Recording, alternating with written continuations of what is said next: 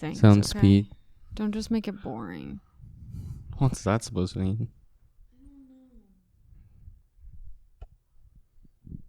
We're not rolling. Yeah, we are. This isn't part of the podcast. How do you know?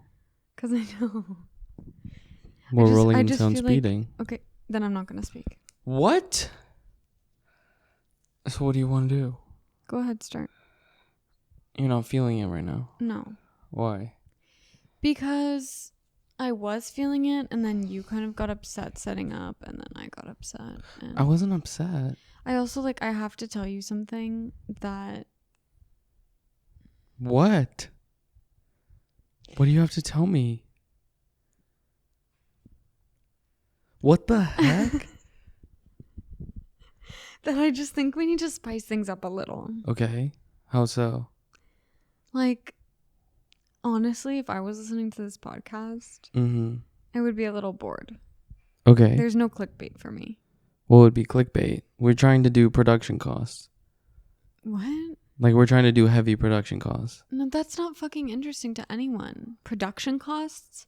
What are you, rock climbing in the friggin' crew member? We could rent a bouncy house and do it in a bouncy house one day. I'm upset. Or we could retire as late night and then we come back a month later. You thought that was funny. Oh my. Is there something you need to get off your chest right now? I just feel like we should have prepped this better, and now I don't like it, and I want to go home. What? I want to go home. You're in the living room. You're in our living room. Not this home, my real home. In the Bay. What do you want to do there? I don't know. Actually, I don't want to go there either. I'm really nervous to go home, actually. Why? Because every time that I go home, it really stresses me out. Yeah. I think that's how most people feel, which is why most people don't feel that way. I also don't go home every month. You get really excited to go home, and you have a very healthy relationship with your parents. I get you love your family. You like being there. Once we're there, you don't want to come back. I know, because I hate traveling, and then yeah, it's traveling. I was just tricked into podcasting.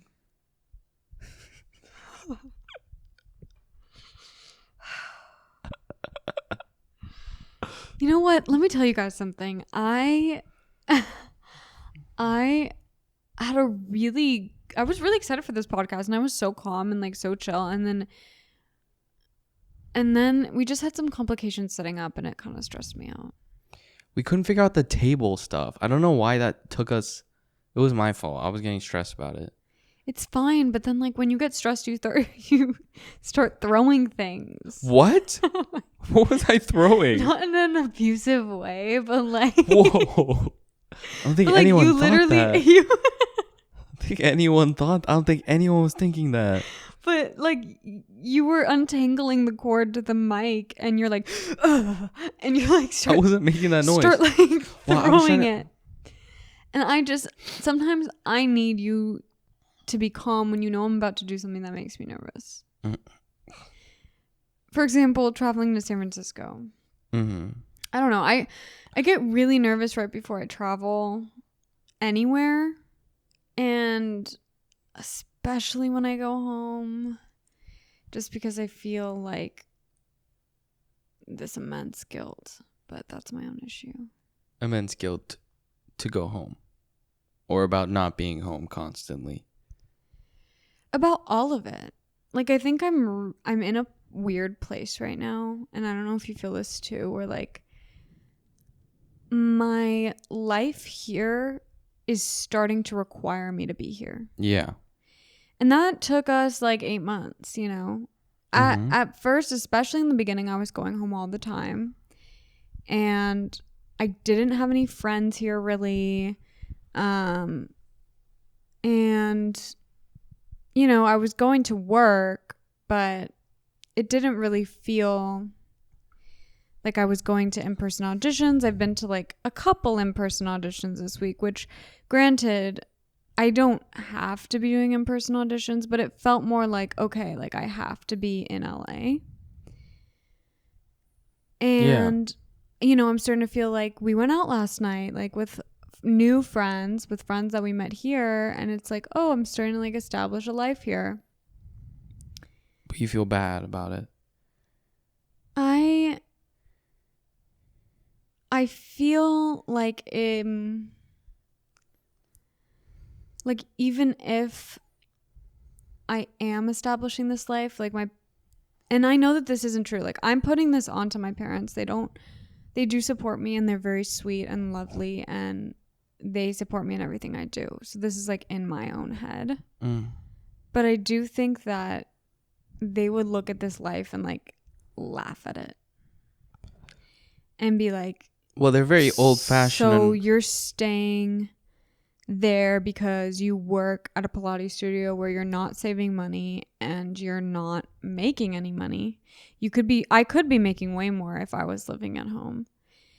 And you're not really required to audition, like you kind of are, but you could be doing that at home.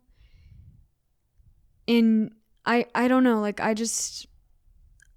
feel like the only time like it would really be enough if I was actually working, actually in a television show that was filming, as a series regular that was filming here.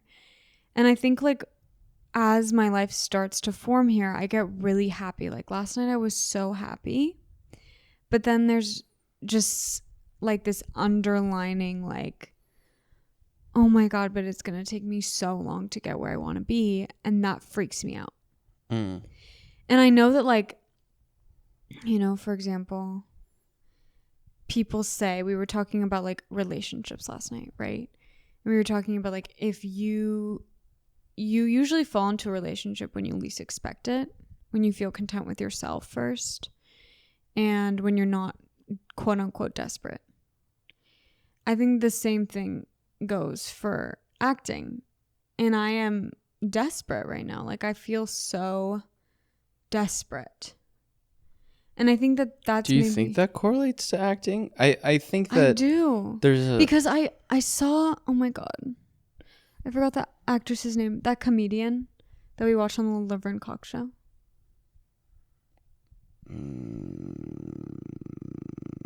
I think she was on SNL. Oh, Leslie Jones. Yes. And she was like saying that someone told her that once you stop being desperate, the work will come to you. I think that I think the way that you're perceiving it is, do you think that you feel it in your acting? It seems desperate. Is that what you mean? Or do you mean like a more... When I walk into I don't feel that when I'm self-taping. When I walk into a room or a space... That's only because you haven't done it that much. That's true. But I do feel desperate. I feel so desperate. And I think that is like... I don't think that's a bad thing. I think that what Leslie Jones was saying was, you know, Chris Rock was saying you're not ready in your stand-up because your stand-up is coming across as you're on stage and you're hypercritical of yourself, and you're clearly trying to get laughs in a way that feels very contrived. I do think that sometimes comes through in my acting. And that's totally fair. Yeah. But I'm not as worried about my acting.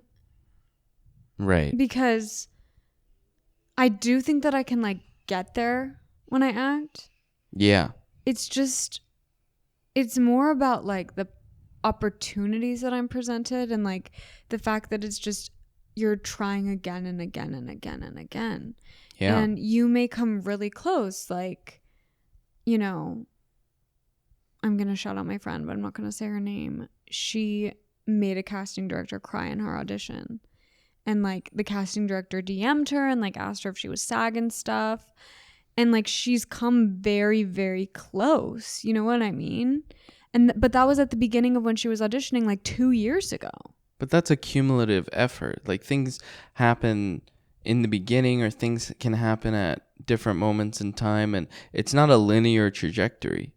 And I think that's the confusing part, and I think that that's very anti your personality, is you want things that seem linear and like a clear path that you can follow. And I think that this is the one industry, and I think that that's a summative quality of life where it's impossible to follow. It's not like school, and I think that the way that you're raised is with the understanding that things have a linear progression. And I don't think anything does. That's true. It's just frustrating. Of course. Because 100%. you don't know when your life will start. And I guess I kind of just feel that anxiety when I go home. Because, of course. You know, they're like, well, what like, have you gotten? Yeah. What are you doing? And to be fair, I put that pressure on myself more than anyone else does. But then it's also like that idea of, well, then when am I going to come home? Right. The idea is, oh, nothing. And it's like, if I can't come home eventually, I feel like I've failed. I don't know. If you do go home or what? What do you mean? No, if I can't make it here fast enough to return to San Francisco. Oh. And I feel myself starting to like my life away from San Francisco. Mm-hmm. And like in college, you know, my family would always remind me, like, that's not your home. That's not where you live. Like, you're going to school and you're coming back. But this is different and it feels different. Right. And the more that I start to resonate with my life here and like sort of like imagine what it could be, I don't know. I always feel torn. Yeah. Well, I think that the understanding. And it's like the life, quote unquote, that I have here would not be considered a real life to a lot of people. That's not true. To your family, potentially. But I don't even think they feel that way. I truly don't. But it's not a career. Yes, it is. Not yet. Yes, it is. It's the struggle years to a career, but you don't know how long that's going to take. And you don't even know what's going to happen. I'm sorry. I'm totally Debbie Downing this podcast, you guys. 5% of people work at any given time. 5% of the industry. That's an awful statistic. But what I'm saying is it's the small percentage of time is going to be actually working. That's just the truth. Even for the people who, you know, it's like you can do 1-2 projects a year if you think about it.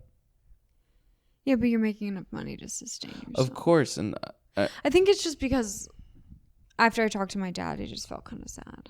What did he say? He was telling me, because my dad is a landlord, and over the summer, he basically like renovates the buildings himself. And so over the summer, I worked with him and I like painted all of the apartment building, the new one, and like we like installed the garbage disposal together, like did stuff like that. Because I needed a job, but I couldn't be hired by an actual person because I was moving. Though I did end up working for my old dance teacher, so anyway. You needed temporary. I needed temporary work. And you know, it was this beautiful apartment building, and he like worked really hard on it. And when Aaron and I were planning to move to LA, it was my mom kind of threw out there, you know, well, maybe you could have, well, she threw it out there like maybe you two could move into that apartment or something. Or she even said maybe Aaron can move into that apartment and you can stay home. You know? So it's more. So it's less like they're condoning that we're living together. Right. And my dad obviously never offered that to me because I don't think he would offer us to live together, especially at that time. No. But the person who was living there OD'd on fentanyl. Be careful, you guys, especially in San Francisco. And the Bay guys, make sure to, you know. They have like little things where you can check it now. Oh, they do? What do you do? Like in bathrooms, in bar bathrooms. What? Yeah, because it's such a big problem there. What do you do? I don't know. I've never done it. But what is it? It's like you can like check your cocaine before you do it to make sure it doesn't have fentanyl in it. Oh my God. It's so cute. In the bathroom? Yeah, in like the bar bathrooms they That's have awesome. them. That's I think good. it's like a law that they passed or something. They probably Because, should. yeah, a lot of people were dying from it. Yeah, I mean, it's like everywhere these days. Yeah, it's awful. Yeah. I know like a lot of friends of friends who have died from it. Really? Fentanyl specifically? Yeah. Wow. Yeah, I mean, especially in San Francisco for some reason. Yeah, it's the biggest there. And New York has yeah, probably big cities, you know what I mean? Yeah. And even though LA is a big city, it's yeah. I think San Francisco spread out. particularly, there's just a problem with it right now. Yeah. Anyway, this guy did not die, so he's okay, guys, and he's going to rehab. So I just want to make that clear. And he was actually really nice to my dad about it, and like he's a good guy. He was a good guy. My dad checked in on him. They're pals. They're BFFs. But my dad was like, "Are you saving money?" And he's like, "Bro, of course we're not saving money. But we should be saving. We have a podcast." Money. I'm not even kidding. What are you talking We're about? reinvesting. I'm saying we're investing in ourselves a little bit. And you're investing in yourself. Show off the nails. Where are the toes? Show the toes. Wait, hold on.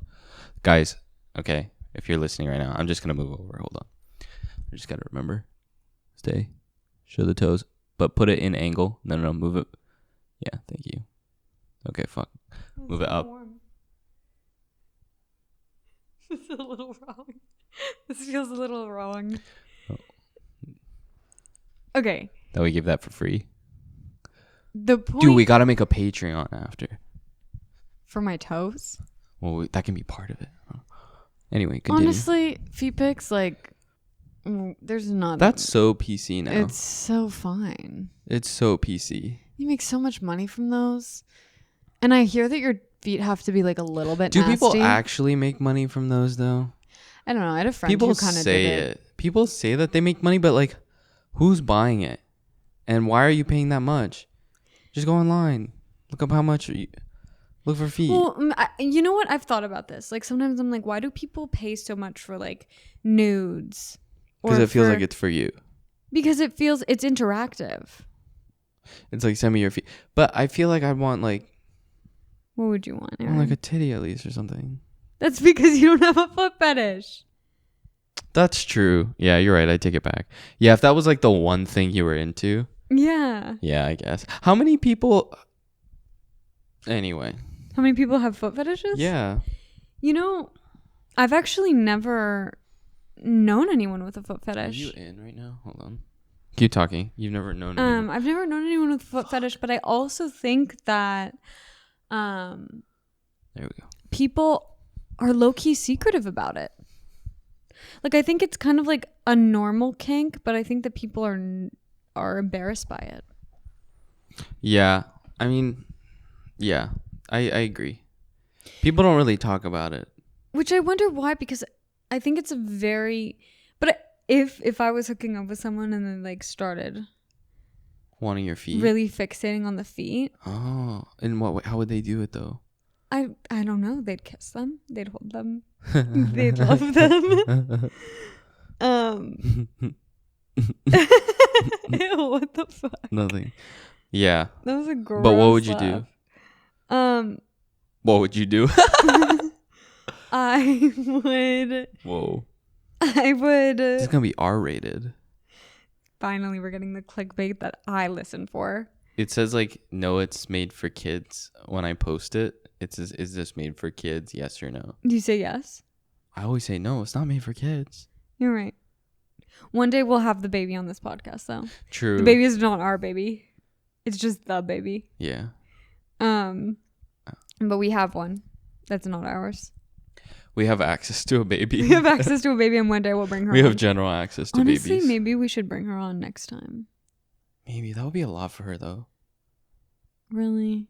Should we wait till she can talk? Are we about to commercialize this baby right now? I was a baby model, you know. I know you were, bro. But what I'm saying is like, what if we do like a Linklater thing? You know Boyhood? Remember that movie? Yeah. What if we do that, but on the podcast for her? She better be a good actress. Like we do this podcast for like 10 years. And then And you can see her grow up. Oh, that's so cute. That's investing in ourselves right there. Yeah, true. We raise a baby on the podcast. Yeah.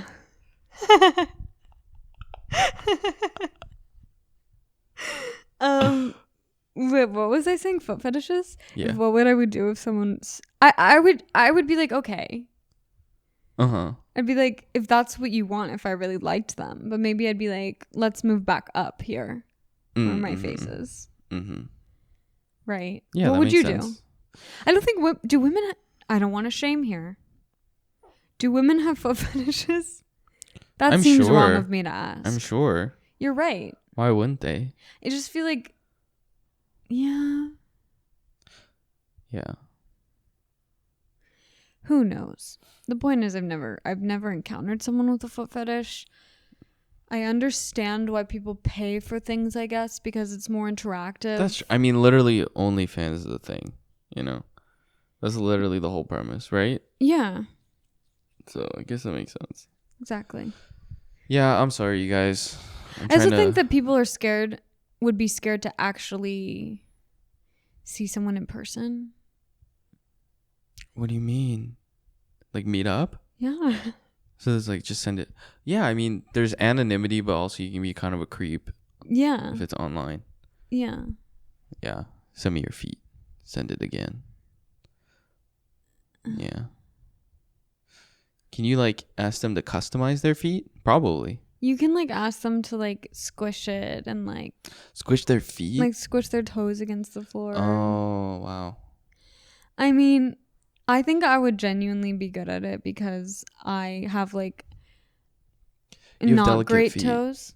I don't think I have like, I think I have fine feet, but I think they want it a little bit nasty, like kind of like not perfect. And that's like kind of how I am as a type, I think, in general. Like I'm attractive, but like you look at me again, you're like, she's a little off. She's a little dirty, but not in like a sexual way. Like in a general way. Shut up. No, I'm serious. No. Yes. I am not like, and it's fine. I also feel like I've been like coming to terms with my looks lately. Which has been a weird thing for me. But yeah, I'm coming to terms with the way I look because it's not changing probably. Do you feel bad about it? I used to think I was like really beautiful. Like you are. Oh my god. No. What? You look great. The view's great from over here. No. Like when I was young, I was like genuinely cocky because true. You would. I was like a child, and I'd literally like, this is kind of gross. You'll tell me stories. You'll be like, I was so sexy, and then I'll see the photo, and you were like 4. Yeah. You showed me one yesterday. And you were like, I was so hot back then. Okay, because. And you were literally 8. Because I just felt so empowered and like hot when I was a child. I know that that's wrong, but I don't know. I thought I was gorgeous, and I was like, there were photos of me. I was ugly. You know what I mean? Like genuinely ugly. Like there was a phase in the 7th grade, right, when I had a tooth gap from my braces, and I had a unibrow, and my acne was like insane. And I cut my hair short. It was really bad. I don't look great with short hair. But I thought I was smoking hot. Like smoking hot. And then I feel like in high school I was like, I'm okay. And I was just like a very like sexually charged high schooler, I think. So that like outweighed That's the insecurity. every high schooler. No, I don't think it is. Every high schooler is just trying to come. I don't know about that. Yeah. Like per our conversation last night, I feel like maybe not. Per our conversation? With other people. Were they saying no? They weren't? No, but I think some people go through. I think everyone wants to. I think like 90% of people aren't able to. I think some people go through it in college. Which is why just like when I roll around on the carpet. Was in high school, I was feral. Which is funny because I was thinking about this last night. when I go back to those environments, like when I see people from that time in my life, I feel like, oh my God, like I have to be so hot in front of them. Like I have to impress them. Like in ways that if I genuinely met like a very attractive person nowadays, if I wasn't with you, I don't look sad. I love you. Mm-hmm. It's making you uncomfortable? No, keep going. For Bran? Keep going. I think that I wouldn't feel like as much of a need to impress them. Well, it's like you want to show like you blossomed. Now? Yeah. But I am so feral when I'm around those people. Nowadays? Yeah. It brings it back for you. And like I feel like that girl who would like leave her friends to go hook up with a guy. Like I feel that way still when I'm around those people. Even though that's not what I want, I feel that way. And it's like they Pavloved you. What's that? With the dogs. Huh? Pavlov. He would ring the bell with the dogs. I don't know what you're talking about. Okay, Pavlov, he would ring the bell and it would cue the dogs that it was time to be fed. Like Donna. So, yes, he would ring a bell as he was being fed, and he raised the dogs where you would ring the bell and then they would eat their food. And then eventually he could just ring the bell and they would come expecting food. So there were times where he would just ring the bell and there would be no food. They'd be That's like, what evil. the hell is going on? Why would he do that to them? Well, it's like a psyche experiment that you co-sign your, an action to, a thing. And so that's how I feel. Like, for example, when Donna's feeder goes off. She freaks out. She freaks out just from the sound. You're right. She can't see it. You're right. So it's like the nature of testosterone in San Francisco from a super Italian or an Irishman. That doesn't need to be said. For one of the lads. That's what they call themselves. The lads, yeah. How'd you know that? Dude, I know about the lads. People call themselves the lads. That's an Irish thing. I can't with them. I can't. With me? You. What the hell? Well, it's like when the lads are out. And then you come out too. And you roll around on the carpet. Yeah, you're right. I do roll around on the carpet. It's the same thing. Anyone who cannot. I think it's because I felt like I could never get those people. Yeah, that's what I mean. So you go home, you roll around on the carpet. Your mom's like, "What are you doing?" And you go, nothing, Mom. That's so sad. Then you go to your... because you used to masturbate by rolling around. And then on the you carpet. just pass out in bed. That's and then gross. you just pass out. Because you don't even know what that is. And you just pass out in bed. Then you wake up in heat. And then you just start screaming. That seems way more specific. Oh, God. Does that ever happen to you? Not nowadays. Not actually, but like... Did you ever feel rejected by people? I'm pretty sure when I was 14, I went through heat. Oh, I know I went through heat because I used to do some crazy things. Yeah. That's what I mean. Every person, I think, went through heat. It's just how they were able to express it. Some people, I think, just push it down. They go, no. Really? I think so. I think that's everyone has sexual urges. I don't think everyone does. Yeah. Not everyone. I think it's different for different people because I think that people blossom in different ways. And I also think like men usually find their sexuality a little earlier. Really? I think women do. No? I think men are just out of control. Men are just fucked up. Maybe. They're just fucked up in the head. That's true. I don't know. I don't even know where I was going with this. The point is, I get feral when I see my middle school crushes. They Pavloved you. They did. Yeah. It's so awful. And so that's why I can't live in San Francisco. Oh my God, yeah. True. You'd have to deal with the lads. I would. And I don't know what it is. You could be 45 with kids. No, I fully would be 45 with kids if I saw one. I don't think that they'll get married in my head. In my head, none of them will be married. Yeah. They probably will be married with children, but in my head, they won't be. Yeah. And then I'll see them all. Literally, you'll tell me about some of the people you hooked up with in high school, And then you'll show me photos of you in elementary school, and they were like in kindergarten with you. And that's like also like such a weird specific like fixation to have. Yeah. And I say that word because I don't want to use the word kink. But like Yeah, your kink old and middle kids. school crushes, like that's lame, especially from someone who wanted to leave so badly. Yeah. Like I wanted to get out of there so badly. I was like, fuck all those boys. And every time I go back, I'm Pavloved. You're Pavloved. I'm Pavloved. I think I'm the only one who's been Pavloved though. None of your friends? I have not told most of my friends about. Oh, really? Because I'm embarrassed. Which ones have you told? Wow, okay. Ben knows mostly everything about my life. Interesting.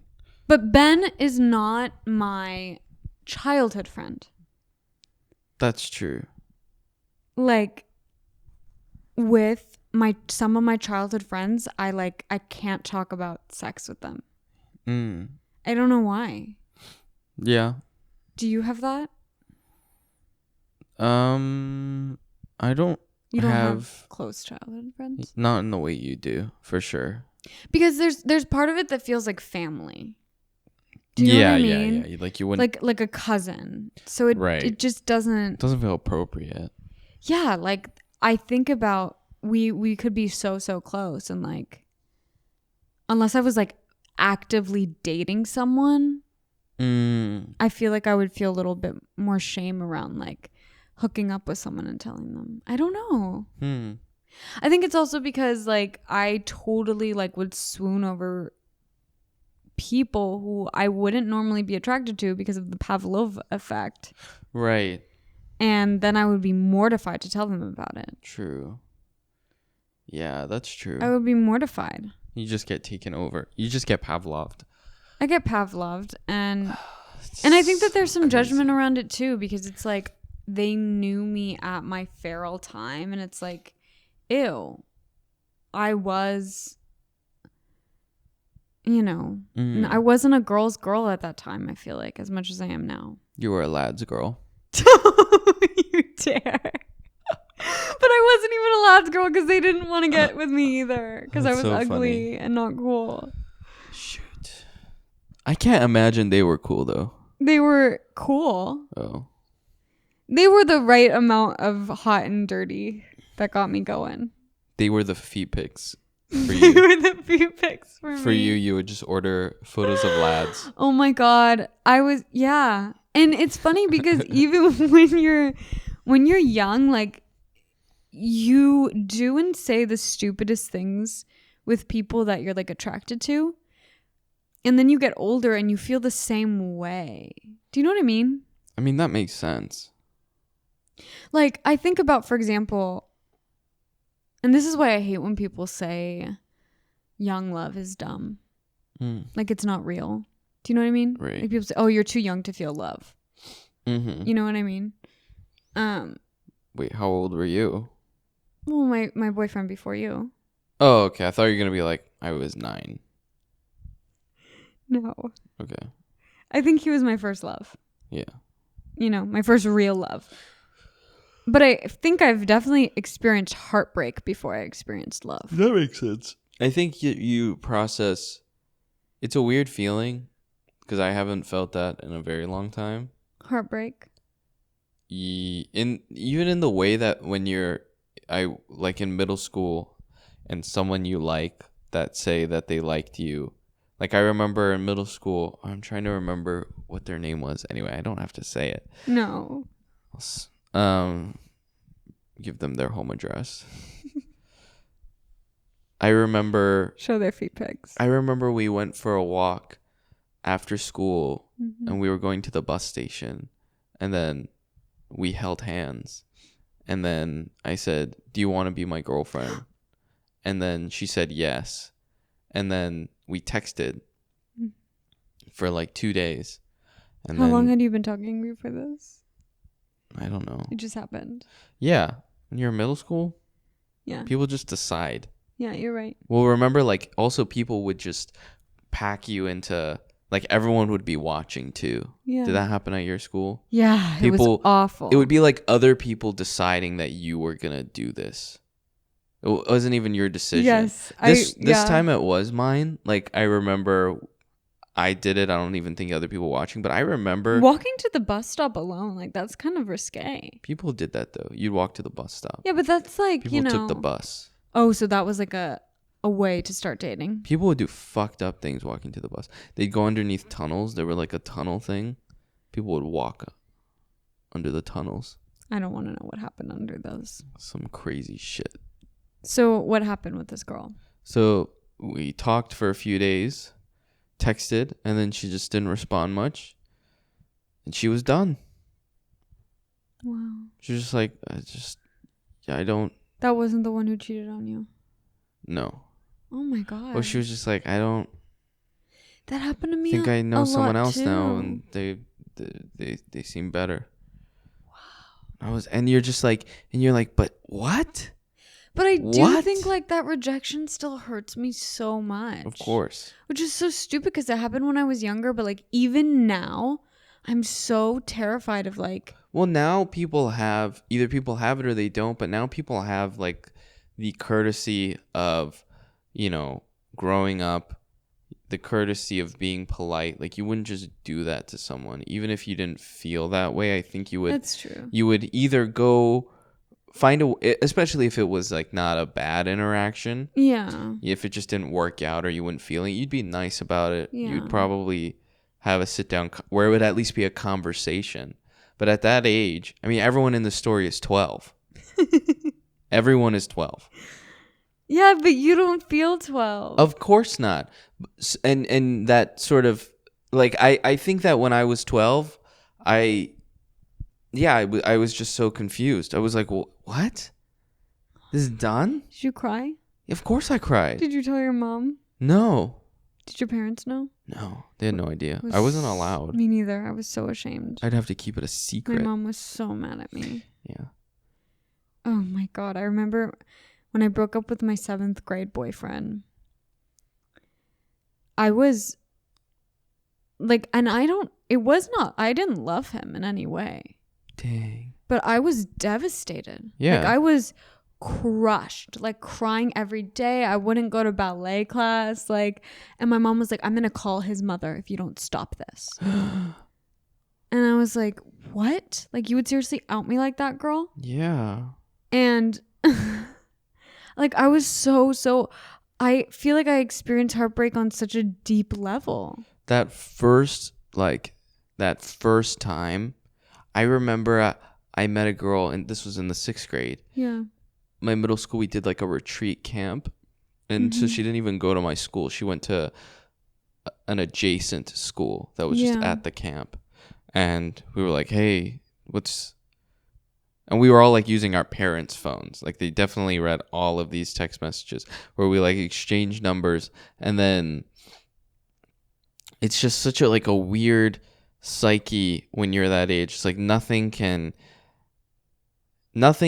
ostensibly be real, but it feels really intense. Feels so real, and I feel like that's the sad part about it, is like there's no hope for it to go further. No, there's literally there's no way.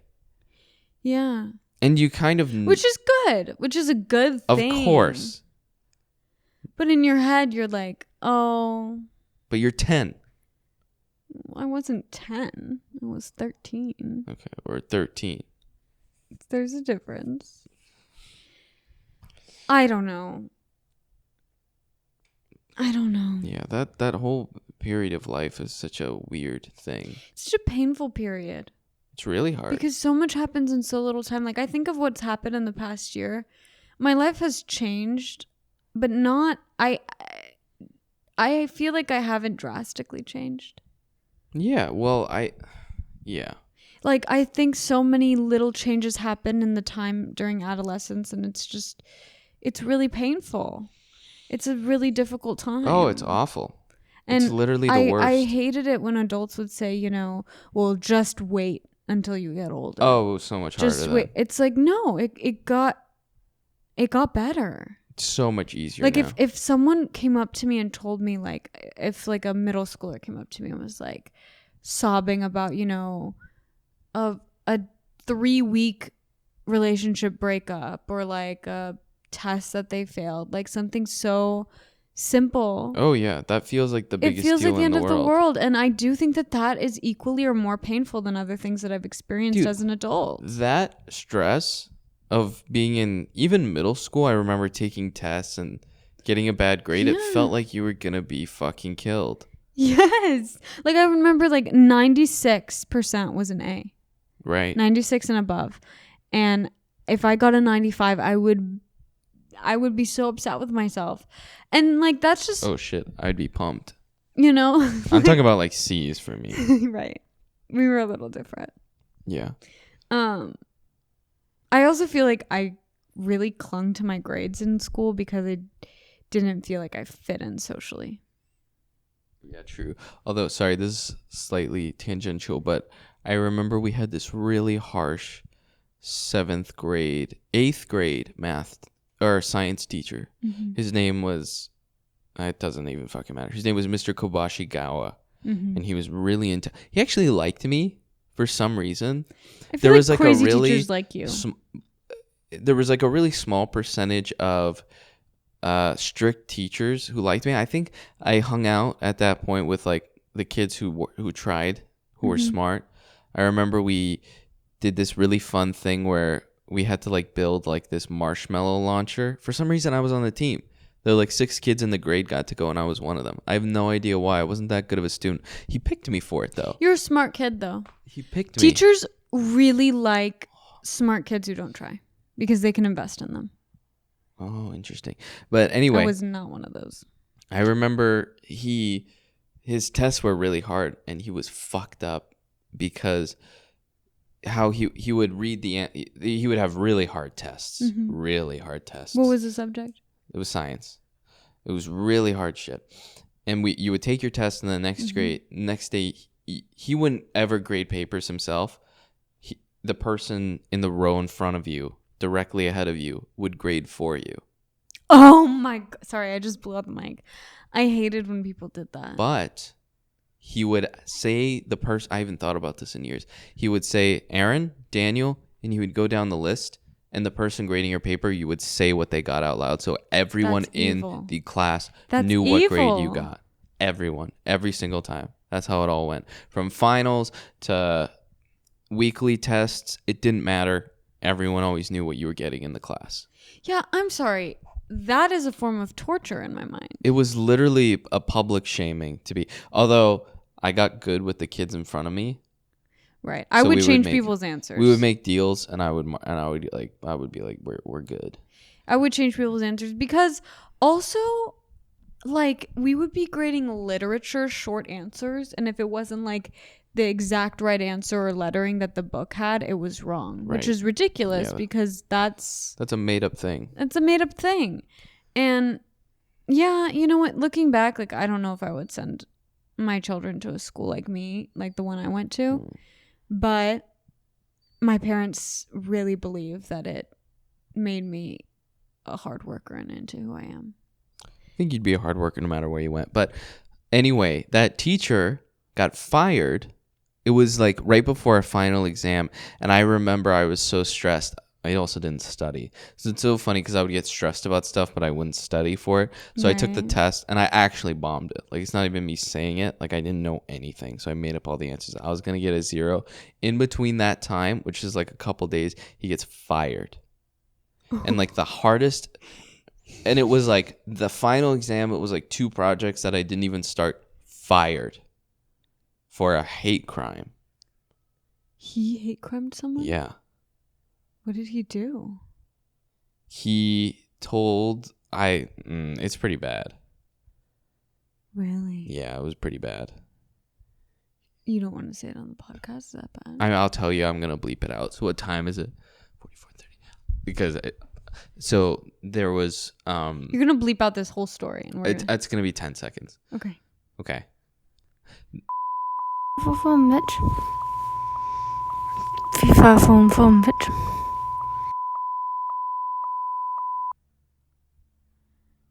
I can attest that that is a hate crime and he should have been fired. Yeah. So without a doubt, a fireable offense. That's so awful. It was really bad. That's abuse. That's an abusive teacher. Clearly. Yeah. I want to give all like. So anyway, the woman that they brought in after, she taught media. So she was the woman from the computer lab. She was chill as fuck. People were like, her name, I don't know what her name was. I forget. But everyone would always see her smoking weed on the beach. Classic. She was fucking chill. She was like in her 20s. She didn't give a shit. Yeah. She was always high. I think you were going to say hot. Nah. She was always really fucked up though. She was high. I think she would come to school high. She was chill. She was a good guy. Good girl. For her. And surfer chick. And she graded my shit. She gave me a 9.5 out of 10 on my final. And everything was wrong. That's amazing. She came in so fucking clutch. That kind of happened to me once. And then I got an A in the class. Yeah. So you got to give kids a break. And the kid who was abused, he also got an A. Oh, that's good. Yeah. Oh my god. He's a good guy. I know him. You do? Yeah. You talked to him? Yeah. He didn't give a shit. He was like, fuck it. He didn't give a shit about him getting fired. About what happened either. He didn't really care. That's awful. I would have cried. Of course. I'd be sobbing. I'd be sobbing right now. I'd be sobbing right now too. God. And then authority really terrifies me still to this day. Yeah, it's crazy. That teacher was also like, climate change isn't real. He was a science teacher. He was like, it's done. Climate change is done. And I remember going home and telling my dad that, and he was like, what? They brought someone in to teach my sister that too. Really? Yeah. And it's funny because I was actually talking to my cousin in Colombia about this. And, you know, sometimes our conversations, I really wish I could say more when I speak to her. Yeah. But we were talking about how in America, we celebrate Columbus Day. Right. And obviously in Colombia, that same day is Dia de la Raza, which is like the day of indigenous people. Mm-hmm. And which we celebrate here too. But mm-hmm. It's more of like an Independence Day celebration. Right. And like her father, she grew up always knowing that Columbus was bad and that the Spaniards were bad and like that sort of thing. But I was explaining that, and I wish I could have said it better than I did, but I was explaining that here it's like a divided topic because some people obviously want to shield their children from that information. Right. In a problematic way. Or they want them to know the real history of America. And they probably were not themselves taught the real history of America. No. You're really only taught that if your ancestors were directly affected by that. Yeah. And probably by your family you were taught that. Sure. But where was I going with this? You wanted to say something? About Columbus Day? Yeah. I don't even remember what I was saying. Yeah, no, about what we teach kids.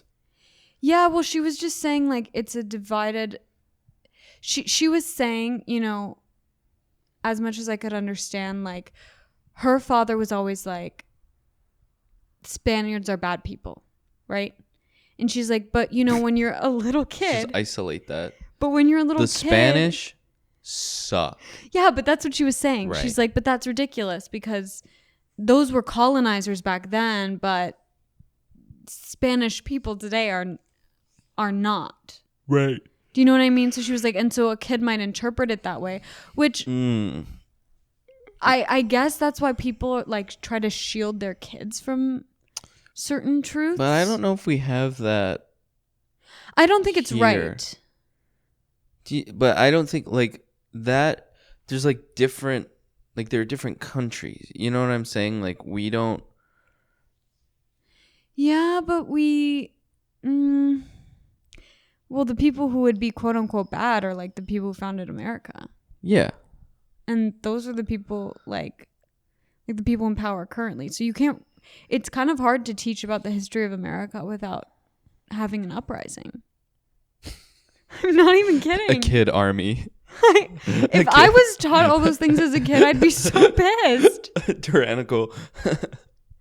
It'd be so cute. Like 10 million kids I don't know. walked out of class. The point is, I have a lot of issues with the way that schools are taught. And so that's why we're just going to raise the baby on the podcast. True. And we're going to teach her everything she knows. We're going to get a baby army to fight to the storm the government. Capitol. But how cute would that be if January 6th were just babies? I think everyone would surrender.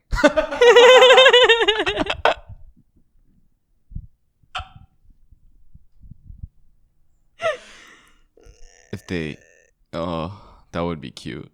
That'd be cute. If they were like, you know, if they stacked each other up. If they stacked each other up and launched each other? Yeah. Because they're superhero babies? Well, they're just tiny. They're tiny. Yeah. That would be so cute. This is a silly podcast. They were able. I feel like I took a nap and just woke up. I know. I can't wait for a cake date tonight. Yeah, that'll be fun. I really think there's something to like getting babies to do something. To do something huge. I agree. Some people don't think babies are cute. No, I'm not talking about cuteness. I mean like. I think power. Yeah.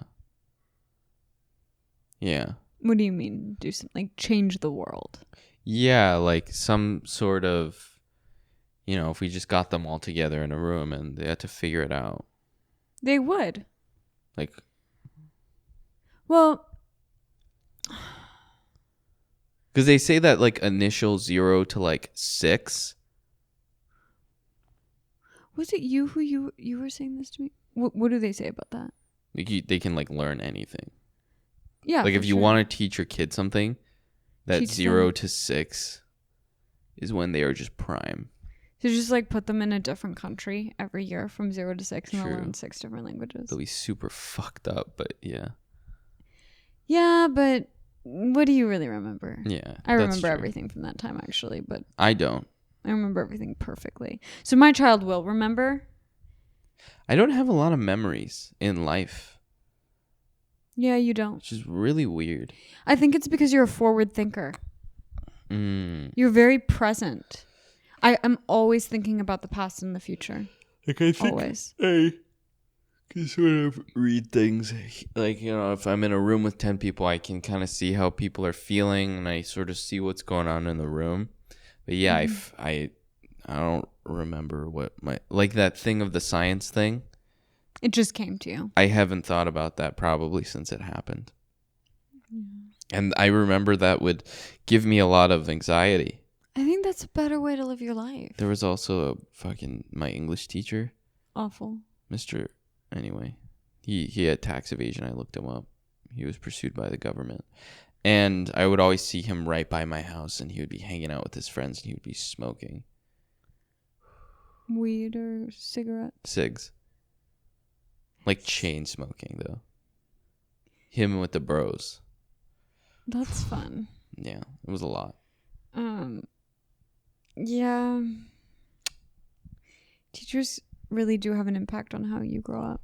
It's like it like shapes you. Oh, fully. I think I had a really good high school teachers, actually. Despite how awful my high school was, I think they saved me in a lot of ways. My grammar school teachers, some of them were really good, some of them were really awful. Yeah. And I think there's this pressure to be really strict on kids. So I think even people that were like nice, nerdy people would be mean. And they didn't have to be. Yeah. It's also hard to control a room of 12-year-olds.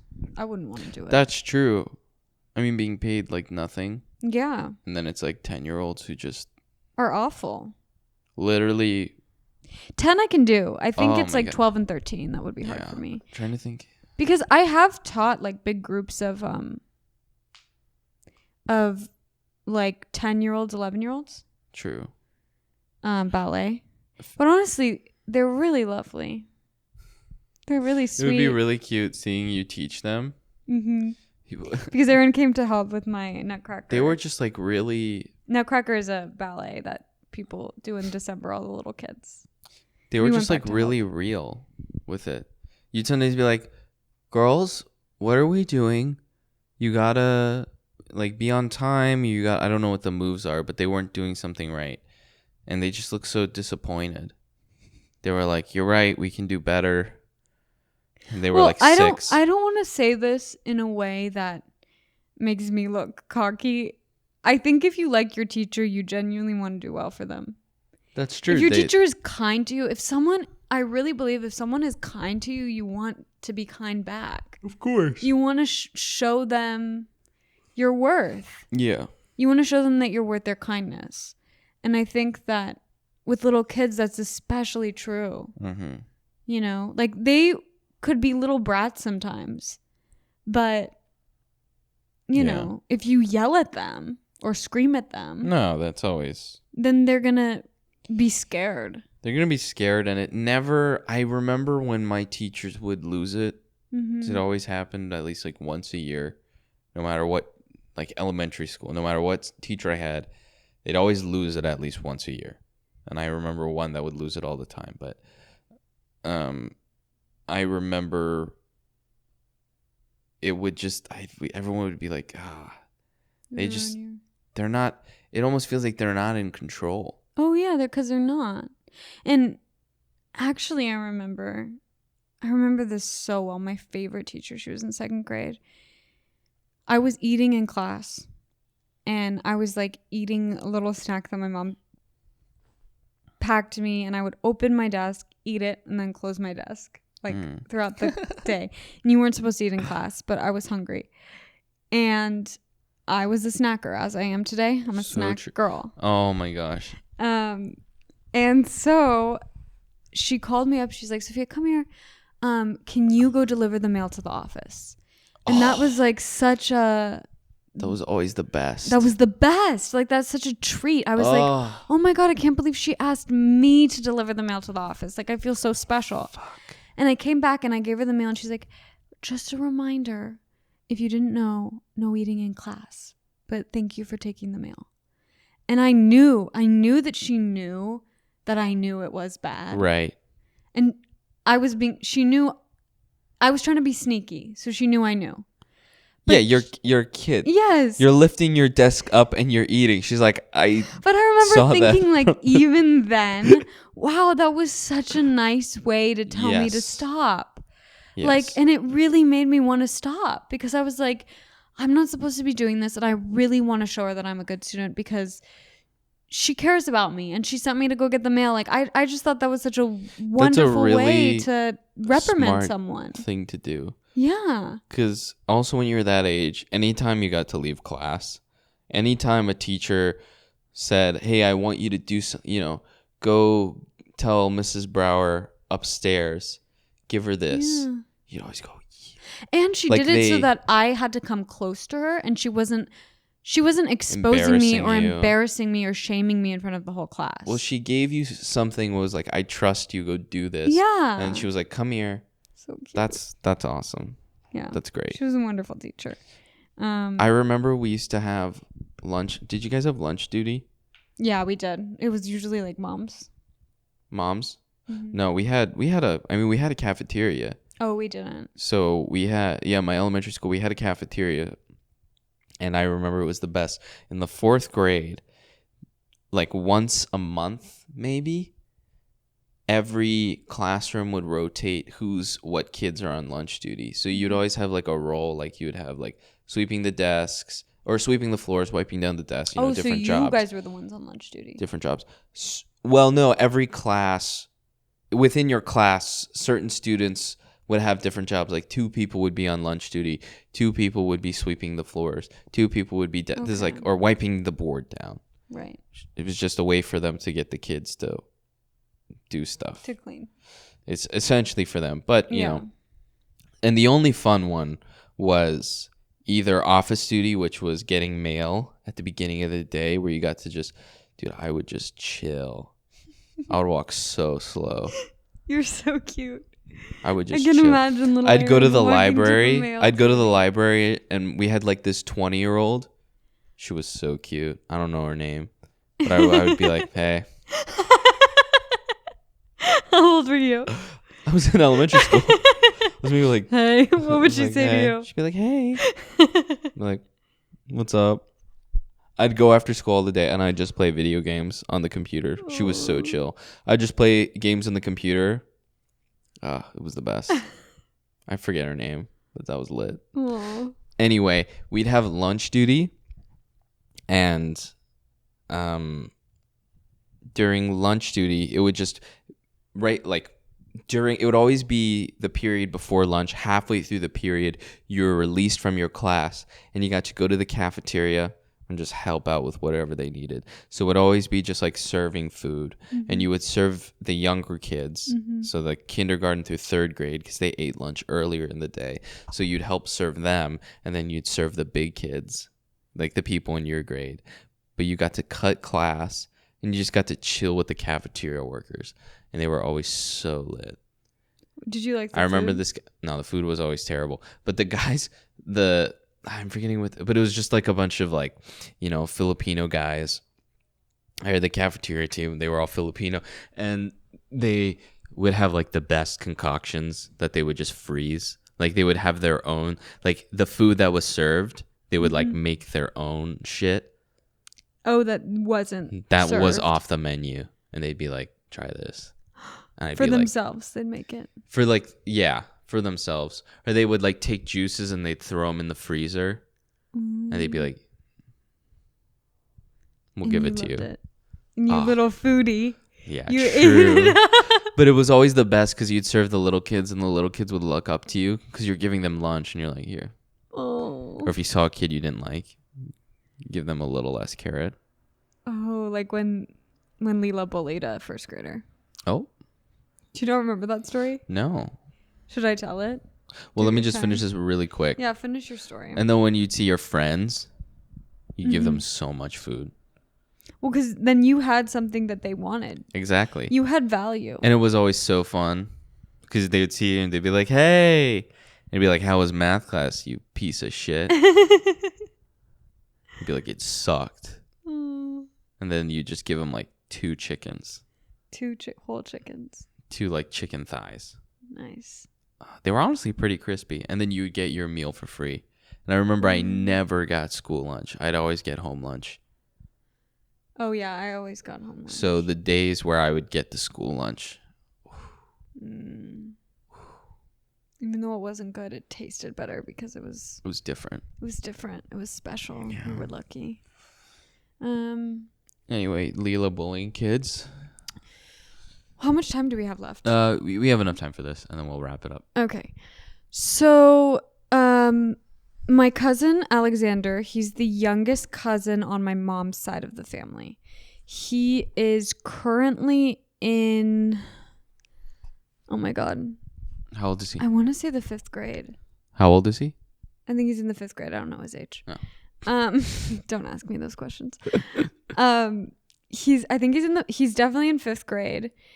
And back then he was in 1st grade. So Lila was in like 7th grade, maybe. Maybe. And so he had this friend. Right. Named Christopher. And he was really sweet to Lila. Like, he'd always be like, "Hey, Lila, you're so pretty." Like, he was really sweet to her. And she would always act like she was besties with Christopher. Wow. And I think something happened where, like, Christopher said something to Zanzan. I call him that, Alexander. Oh, he talks shit. He talked shit about him, or something happened where they had beef. I don't think it was that serious of beef, but they had beef. And Alexander went to Lila. He was like, "Christopher called you ugly." Shit. And Lila did not take that well. And let me remind you, like, if you call anyone in our family ugly, like, we do not take that well. No. So Lila started bullying this kid. What would she say? Like she'd be like, "Hi, Lila," and she'd be like, What's the age difference? Just okay, so he's 5 years apart from Gregory, so he's probably 6 or 7 years. Lila's 6 or 7 years older. so how old were they in this story? I think Lila was probably like, how old are you in the first grade? 6? Yeah. So Lila was probably like 13. Just bullying a 6-year-old. Yes. And then there was this like lit playlist that she made that called Fuck Christopher. Jesus Christ. And we had no idea the context of this story. But it was a great playlist. And it was like her rage playlist. You know what I mean? Wow. And so then the phone Kids are rings. really fucked up. Well, not Lila. I'm saying like younger Lila kids. was fucked up. Yeah, But yeah, she's it would definitely be fucked up to call her ugly, but right. Because then- kids mean it. they do mean it. I remember being Kids called say ugly. they see things and they say it. Yeah. Kids should be like hostage negotiators. They really should be. They'd be like, "What do you want?" That's No. your idea for the baby Yeah. army. They'd be like, "What do you want?" No, absolutely not. You're ridiculous. What? I guess. How old are you? I'm 7. Bitch. Fuck you. But the house line rings. We still have a landline. We've always had a landline. That's crazy. And Those are like really expensive. well, we're not getting rid of it anytime soon, let me tell you that. That would be sacrilegious. True. And so the landline rings because obviously Zanzan, I still don't think he has a cell phone. Calls. That's another story for another time. Yeah, he's a little old. He doesn't have a cell phone. Oh. But the other story is that Lila pretended to be Zanzan one time. Anyway. He calls and Lila, my Auntie Sandy, his mom, gets on the phone. She's like, "Hi, Lila, Zanzan wants to tell you something." And Lila gets on the phone and Zanzan is sobbing, like bawling. And he's like, "Lila, like, I'm so sorry. I lied to you about Christopher. I made that up because he was mean to me." And Lila was bullying this poor kid for Who no had reason. no idea. He was No like, idea. "What? Yes. Why? Yeah. Holy And I think he was a little shit." jealous that Lila was like showing Christopher all Hanging this out with affection this kid. and not Zanzan. Oh my fucking God. Yep. That is the most Lila story I've And ever she heard. still has a playlist. Maybe we'll put the link up here. You guys can listen to the rage. She bullied a kid who had no That's idea. the saddest part. Is that he didn't call her ugly. Because he is just totally the victim there. Yeah. Everyone else is in the wrong a little bit. Yeah. I mean, Zanzan's sick, so he's Everyone can't else really is in the be wrong. to My blame. family is the Lila one wrong. is certainly the most to blame in that story. But that poor kid, God. that probably fucked him up. It probably did. He probably still thinks about it. Probably. We still think about it, so I'm sure he still thinks about it. Because I remember the first time I was flipped off. You don't forget that. No, you don't. Because you don't know what that is. You just know it's violent. It's awful. You know it's wrong. I don't know if she fully flipped him off. Maybe next week we'll have Lila on the podcast and we'll have her revisit this story. She can explain herself. Because she will be graduating. Oh, one of the lights died. Oh, we should probably wrap this up. All right, guys. We're an hour It was 10. really lovely talking to you all today. Yeah. But we gotta go because our light died and we Our have a cake equipment is starting to date. die. Yeah, okay. Have a good time. We're going to eat some delicious cake. Some yummy cake tonight. Maybe some chicken tenders. And French fries. And french fries. Okay, guys. Have a blessed week. We might see you in SF next week. Yeah, you might be seeing us in a slightly different set. Maybe some guests, perhaps.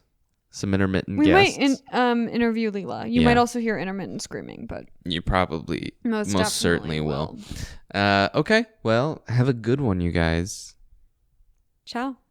What do you say? FIFA full fun, bitch.